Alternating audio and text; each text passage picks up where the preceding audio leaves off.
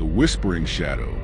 It started on a cold winter night, the kind where the air feels heavier, as if something unseen is lurking in the darkness. James had just moved into an old Victorian house at the edge of town.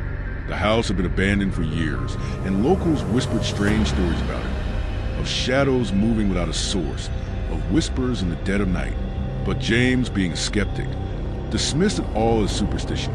He had gotten the house for a ridiculously low price, and he wasn't about to let ghost stories scare him away. The first few nights were uneventful. James settled in, unpacking his belongings and setting up his workspace in the study on the second floor. It was a cozy room with a large oak desk, towering bookshelves filled with dusty tomes, and a single, small window overlooking the barren backyard. He often worked late into the night, the only sound being the scratches pen against paper or the occasional creak of the old wooden floors. But then, things changed. One night, as James was lost in his work, he heard it, a whisper. It was faint, barely audible over the silence of the house, but distinct. He froze, his pen hovering above the page, his breath caught in his throat. He turned his head slowly, eyes scanning the dimly lit room, but there was nothing, dismissing it as his imagination. He shook his head and returned to his writing. The whisper came again, this time closer. A chill ran down his spine. It wasn't the wind, nor the settling of the house. It was a voice, low and hoarse, speaking words he couldn't understand. He turned sharply, expecting to see someone standing behind him, but the room remained empty. James laughed nervously. "Must be my mind playing tricks on me," he muttered. He closed his notebook and stood, stretching his stiff muscles.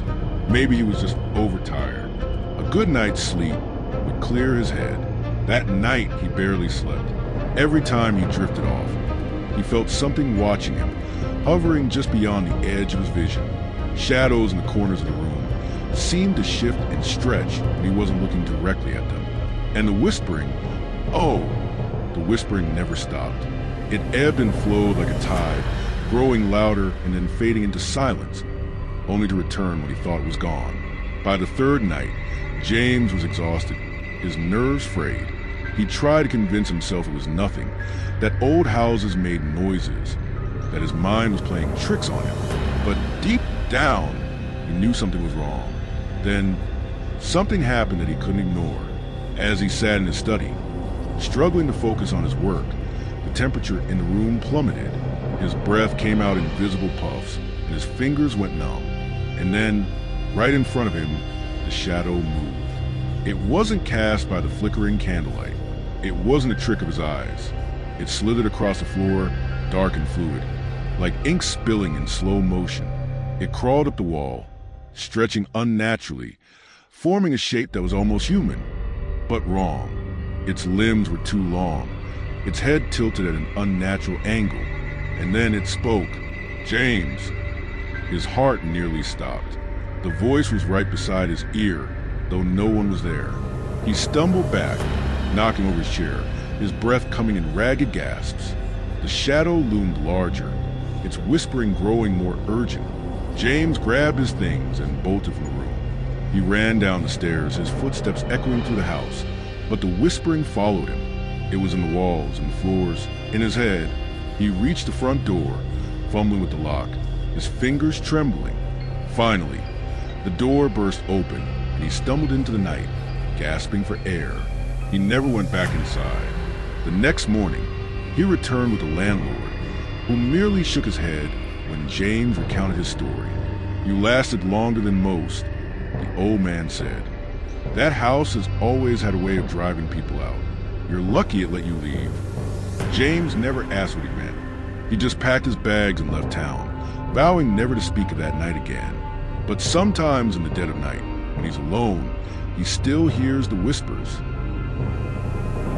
The Whispering Doll. It all started when I moved into my new apartment, a cozy yet slightly aged place on the outskirts of town. The rent was suspiciously low, but as a struggling writer, I couldn't afford to be picky. The building had an old-world charm, with creaky wooden floors and antique fixtures. The previous tenant had left in a hurry, according to my landlord, but I didn't think much of it at the time. The first few nights were uneventful. I busied myself with unpacking, rearranging furniture, and getting used to my new surroundings. However, on the third night, I began noticing something odd. Just as I was about to fall asleep, I heard what sounded like whispers. At first, I dismissed them as the usual noises of an old building. Pipes groaning, the wind sneaking through cracks in windows. But as the nights went on, the whispers grew clearer. They weren't just random sounds. They were voices, and they were speaking directly to me. One night, as I lay in bed with the lights off, I felt a sudden chill. The whispers seemed to be coming from the corner of my bedroom. I turned on the bedside lamp, but there was nothing there. My rational mind tried to find a reasonable explanation. Maybe I was just exhausted from the move. Maybe my imagination was running wild. But deep down, I knew something was wrong. Things escalated when I started waking up at exactly 3:13 a.m. every night. It wasn't my alarm, and I wasn't waking up groggy or disoriented. It was as if something was pulling me out of sleep, demanding my attention. Each time, I would wake to the same unsettling feeling, that I was being watched. One night, I decided to leave my phone recording while I slept. The next morning, I nervously played back the audio. At first, there was nothing but the occasional rustle of my blankets. Then, at exactly 3:13 a.m., there was a voice, a low whisper that sent shivers down my spine. "Get out," it said. That was enough for me. I contacted my landlord and asked about the previous tenant. He hesitated, but eventually admitted that the last occupant had left abruptly, claiming the apartment was haunted. He had laughed it off as paranoia. But now I was starting to think otherwise, determined to get to the bottom of things. I did some research. After hours of digging, I found an old news article about a woman who had gone missing from my very apartment years ago. According to reports, she had called the police multiple times, claiming she was being watched and that someone or something was trying to get her. One night, she simply vanished. No signs of forced entry, no evidence of a struggle. It was as if she had just ceased to exist. Armed with this new knowledge, I reached out to a paranormal investigator. When she arrived, she immediately felt uneasy. She walked through the apartment, holding a small EMF meter, which spiked wildly in my bedroom. She set up a spirit box, a device that scans radio frequencies in an attempt to allow spirits to communicate. The moment she turned it on, the static was interrupted by a faint but distinct voice. "Help me." I felt my heart race as the investigator asked, "Who are you?" The response came almost instantly. "Trapped." We spent hours asking questions, but most of the responses were fragmented, broken, as if the entity was struggling to communicate. Eventually, we asked the most important question: "What do you want?" For a moment, there was nothing but static. Then, in a chillingly clear voice, the answer came: "Leave." That night, I made my decision. I packed my bags and left the apartment, breaking my lease without hesitation. I never looked back. To this day, I still wonder about the whispers, about the woman who vanished, about the voice that told me to leave. I don't know if she was warning me or threatening me. But one thing is certain, I listened. The man in the mirror. It all started on a cold winter night when Jacob moved into his new apartment. The place was old but had a certain charm, with wooden floors that creaked underfoot and high ceilings that gave it an airy feel. He had gotten a great deal on the rent, which seemed almost too good to be true, but he wasn't one to question his luck. On the first night, he barely had time to unpack before exhaustion took over. The moment he lay down on his bed, an eerie silence filled the room. It wasn't just the absence of noise. It was as if the world outside had ceased to exist. The quiet was oppressive, wrapping around him like a thick blanket. Jacob brushed off the unease and forced himself to sleep. At exactly 3:14 a.m., he woke up abruptly. The air in the room was colder than before, and an unsettling feeling of being watched crept over him. His eyes darted around the dimly lit space, and that's when he saw it. A dark silhouette standing in the corner of his bedroom. His breath caught in his throat as he tried to rationalize what he was seeing. The figure was completely still, its presence looming like a shadow detached from the wall. Jacob scrambled for the bedside lamp, but before his fingers could reach the switch, the figure vanished. He stayed up the rest of the night, heart hammering in his chest. Maybe it was a trick of the light, he thought, but deep down, he knew something was wrong with his apartment. The next day, he asked his neighbor, an elderly woman who had lived in the building for decades, about the previous tenants. She hesitated before finally revealing that the last person who lived in Jacob's apartment had disappeared without a trace. No family, no friends, just gone.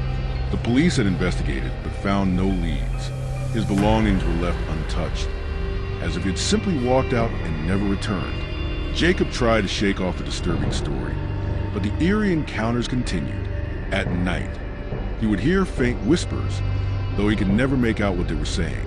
Objects would shift slightly from where he left them. Doors would creak open on their own, and the temperature would drop inexplicably in certain spots of the apartment. One night, determined to prove to himself that it was all in his head, he set up a camera in his bedroom before going to sleep. The next morning, he eagerly checked the footage. The first few hours showed nothing out of the ordinary, but then, at precisely 3:14 a.m., the room darkened unnaturally. The camera caught movement, a shadowy figure emerging from the corner, gliding toward his sleeping form. Jacob's blood ran cold as he watched himself toss and turn, completely unaware of the thing hovering inches from his face. Then, the most horrifying part, at one point his body jerked violently, as if somebody grabbed him. But there was no visible hand, just the dark presence looming over him. That was the breaking point. He packed his things in a frenzy, unwilling to spend another night in the cursed apartment. As he rushed out, he felt an oppressive weight lift from his shoulders, but a chill ran down his spine when he glanced back at the now empty bedroom. There, in the window's reflection, stood the figure, watching him leave.